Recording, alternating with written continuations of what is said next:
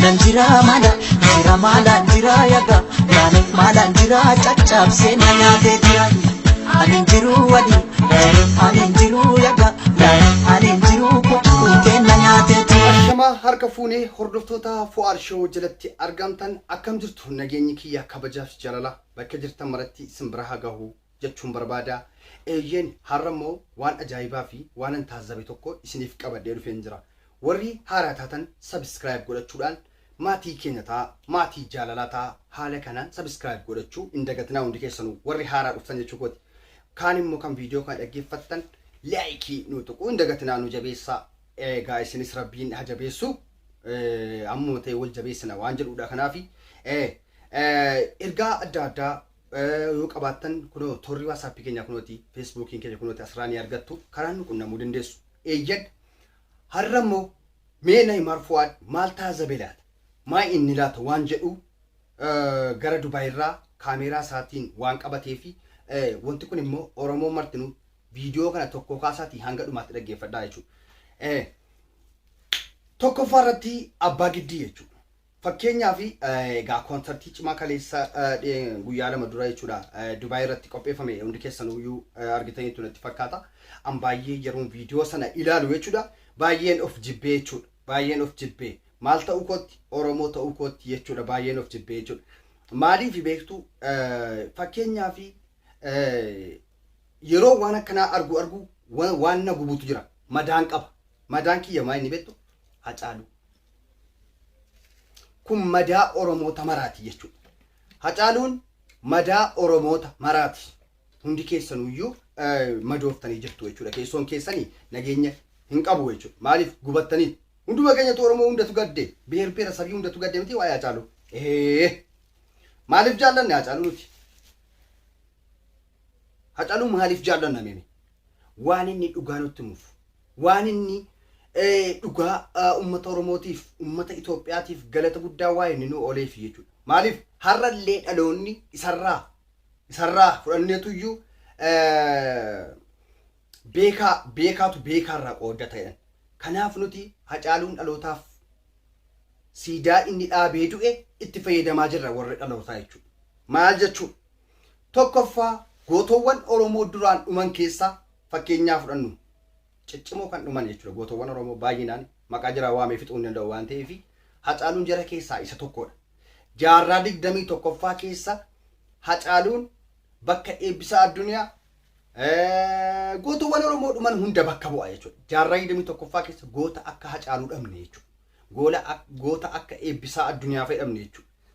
Kanaafuu gootni keenya kuni maalluuf dhaamaa du'e? Maalluuf himaa du'e? Waan jedhu isiniif kaasuun barbaada. Eeyyen laayikii godhaa hundi keessanuu hanga dhumaatti nu hordofaa. Waa baay'een isin agarsiisa. Ragaa wajjin illee isiniif qabadee dhufeera waan ta'eef jechuudha. Hacaaluun kuni maal jedhe? Jawaar illee haa ta'u jedhe. Abiyyi illee haa ta'u jedhe. Eenyuun illee haa ta'u jedhe. Jecha Hacaaluun jedhe. Mana gumaatti galuun salphinaa Oromoodhaaf. Eenyuun hin deeggaru an kanarratti dhugaadha. Gootowwan Oromoo kan dhuman duraanii illee jechuudha. Takkaa mana gumaatti hin galle. Takkaa sabaaf sablammii hin jibbine. Sabaaf sablammii Itoophiyaa keessa jiraatan takkaa jibbanii hin beekanu. Tokko mana gumaatti galanii hin beekanu. Lama mana gumaa jechuun fakkeenyaaf wayyaaneen eebbisaa lafarraa harkiftee akkasitti nyaatte. Kun ragaa wajjin waan Oromoo marti beeku jechuudha. Tokko inni lammataanii wanti wayyaaneen nutti hin godhin hin jiru. Dhaabiitti cidaan ilma namaatti jechuudha. Haayilaandiidhaan bishaan guuttee ummata azzabaa turteedha. Gootowwan baay'ee nu duraa nyaatte jechuudha. Kana Oromoo maratu beeka. Kun gaafii biraan qabu jechuudha. Mee jira kana immoo ilaalaa. Mee fakkeenyaa fi koonsartii kaleessaa irratti abbaa giddii isaan jedhan fa'i jechuudha. Abbaa giddii isaan jedhan fa'i. Amma abbaan giddii warri nama Jimmaati yookiin dhalataa Jimmaati warri jettanu namni akkas jedhee dubbatta yoo jiraattan amantan yoo jiraattan wallaahi billaahi abbaa giddii Jimmaa keessaa miti jechuudha. Dhalataa Jimmaati miti. Kuuloo wajjin dhufte jechuudha. Dur warra kuuloo wajjin abbaan Jifaar dur jira kana abbaa jira baabayyuu jira warra as qaqqabatan jechuudha abbaan Jifaar lafa qubachiisaniiru jiraadha ni jechuudha hammannaadhaan beekamti uummanni Jimmaa kanaafu jara keessaa asafi abbaan Giddii jechuudha ani Jimmaadha Jimmaa fa dalaga fa kan jedhu jira Jimmaa fa dalaga sirba kan Jimmaa sana baaseera kanaafu abbaa Giddii amma argaa jirtu jechuudha fakkeenyaaf dheengaddaa konsertii irratti mee viidiyoo isaa isin agarsiiseen deebi'a egaa Hacaaluun wan dhiifama jechuudha haasaadhaan hin kute jechuudha yaadanna fuutee baddee jecha hammaa wantan jedhaa jiruuf maaliif beektu har'a garuu ilaalamee mana gumaatti yeroo jarri galanii akkanatti giree wajjin caffaran jechuudha maaltu natti dhagahama beektu dhiiga Hacaaluu natti dhagahama tokko jecha Hacaaluutu natti dhagahama jechuudha lama eebbisaa addunyaa lafarraa harkifamee akka sareetti du'eetu natti dhagahama jechuudha kanaafan gubadha jechuudha anillee waa'ee siyaasaa asirratti dubbachuudhaaf hin turre garuu kana Oromoonni kamuyyuu akkasiin dhugaa jirtu narraa dhaggeeffattanu abdiin qabu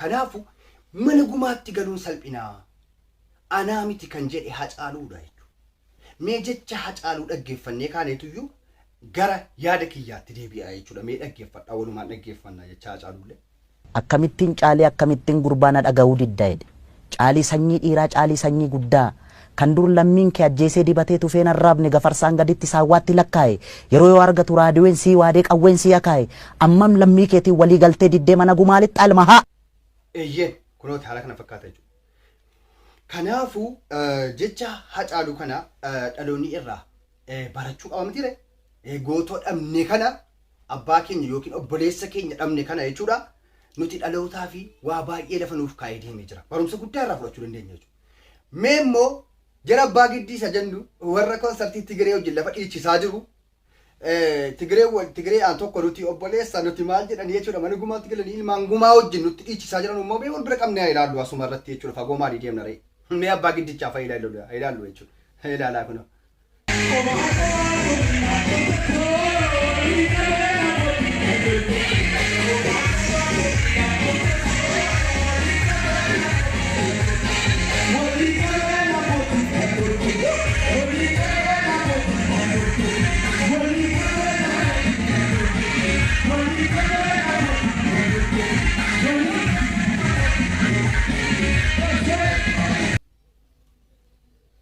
argaa jirtu jechuudha mee ilaala mee namni kuni alaabaa Oromootiif alaabaa Tigiree wal bira qabeetu dhiichisaa jira jechuudha konsertii irratti kana dhaloonnis argeen beeknu nuti seenaa keessattis dhageenyeen beeknu nuti lafeen eebbisaa addunyaa isiniin gadhiisu jechuudha awwaa tokko waan isiniin jedhuun qabu lafeen eebbisaa addunyaa isiniin gadhiisan kana qofa isiniin jedha jechuudha dhiichisaa akka barbaadan lafa dhiitaa akka barbaadan du'aa eebbisaa irratti du'aa Hacaaluu irratti Hacaaluun gaafa kana ajjeeftanii isin jechuudha gaafa kana waan akkanaa gootan waan Hacaaluu ajjeeftan natti fakkaatu gaafa waan inni hadha du'e natti fakkaate kanaafu asirraa barumsa guddaa akka argattan abdiin qaba warri haaraa dhuftan sabskiraayib gochuudhaan maatii keenya ta'a warri immoo viidiyoo kana dhaggeeffattan yaada keessan illee koomentii irratti nuuf barreessuun kanaafu mee caffaraa jiraata akka isin agarsiisee halkan gaarii Bolo bolo bolo bolo bolo bolo bolo tadde aboja kombadde biyyoon galaba miti walirraan taraganii maalo akkamittiin caalee akkamittiin gurbaana dhaga'uu diddaa'edha caalii sanyii dhiiraa caalii sanyii guddaa kan dur lammiin kee ajjeesee dibatee tufeen arraabne gafarsaan gaditti saawwaatti lakkaa'e yeroo yoo argatu raadiyoon sii waadee qawween sii akaa'e ammam lammii keetiin walii galtee diddee mana gumaalitti almahaa